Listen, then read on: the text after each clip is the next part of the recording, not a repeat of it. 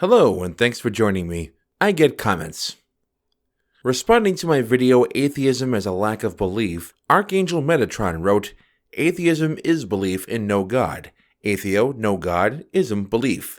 You don't get to make new rules for roots, prefixes, and suffixes. Neither do you. Atheo or atheos contains a root, theos, meaning God, and also a prefix, a, meaning not or without. So the word atheism can mean either one, a lack of belief in the existence of a God, or a belief in the non-existence of a God. That's why in the video you're responding to, I speak of the broad definition of atheism, because the set of those who lack a belief in God includes, as a subset, those who have a belief in no God. Those who lack a belief in a God but do not have belief in no God are entirely proper in using the word to describe themselves. Those who have a belief in no God also lack a belief in God. They have both positions and are free to defend whichever they choose. If someone enters into a discussion with me in good faith about the grounding for the belief that God does not exist, I'm happy to have that discussion since I have that belief. But if someone calls weak atheists intellectually dishonest and ignorant and cowardly, that annoys me enough that I revert to my own weak atheist position. Likewise, when it's clear that a theist just wants an excuse to not have to provide an adequate, and I do emphasize adequate, grounding for their own belief, I'm disinclined to let them get away with it. In the comments for a video by Tiny Thoughts defending the Kalam cosmological argument, I offered a pair of brief rebuttals from my previous videos on the Kalam. Tiny Thoughts responded, From your response it seems that you reject the first premise that everything that begins to exist has a cause. Would you consider that it is special pleading to say that all objects that begin to exist need a cause except the universe, or except objects that come from nothing uncaused? I do not say that all objects that begin to exist need a cause except for the universe. I say that you have not proven that all objects that begin to exist need a cause. He continued, The first premise is in essence a statement of the causal principle, which is a metaphysical principle, not a physical principle. It is metaphysically absurd to believe that something can come from nothing. But you have not explained why that is the case, except by appealing to our observations of physical objects. He continued, Can you explain what reasons you have for believing that something can come from nothing uncaused? Why would it be more reasonable to believe that some things can begin to exist uncaused than to believe that all things that begin to exist have a cause? I don't believe that something can come from nothing uncaused.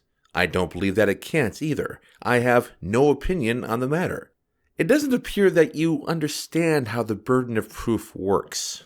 He continued, You are certainly free to believe that something can come from nothing uncaused, but that is a high intellectual price tag to pay. One of the things that the Kalam does is increase the intellectual price tag of atheism.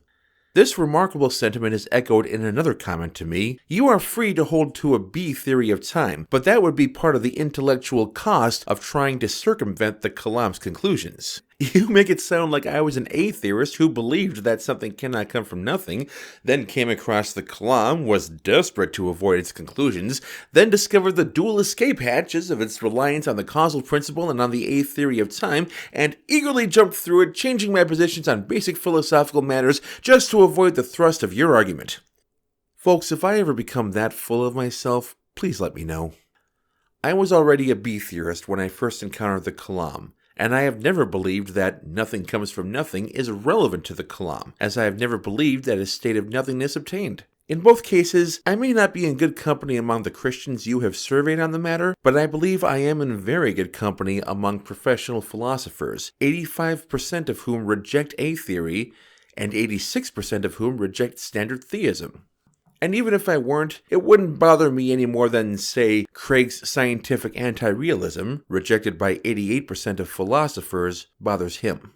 Finally, Tiny Thoughts concluded, The Kalam does not assume a default state. It does assume that the universe began to exist, so that the initial state, sans the universe, was nothing. Based on the Borde-Guth-Vilenkin theorem, there is good reason to believe this.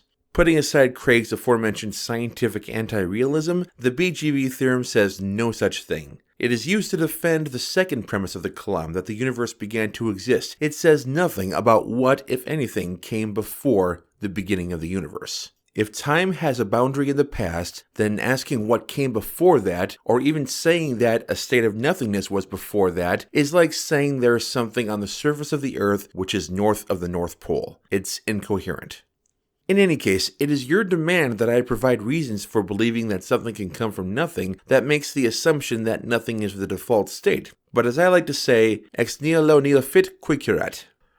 Okay, one more commenter. In my video, Atheists, Do We Have It Wrong? I said that when someone tells me they used to be an atheist, this by itself only tells me that they have something in common with those who grew up in Soviet Russia. It doesn't necessarily give them credibility. Thomas Beasley commented, "Lol, how does it not give them credibility when they likely had the same thoughts as you? If they don't have credibility, then neither do you." The key word here is necessarily. They may indeed have had the same thoughts as me, but they may not have. If you're an atheist because your parents were atheists and you were raised an atheist and you've never seriously considered the reasons for thinking about whether or not a God exists or even learned what a God is, then you don't have intellectual backing for your atheism. Now, to be fair, Susan, the person I was responding to, did indicate that she had a few views that are common among Western atheists, such as a physical basis for consciousness. But that only impresses me if A, that was integral to her atheism, B, she had a sound reason for believing it, and C, she had an equally sound reason for abandoning it.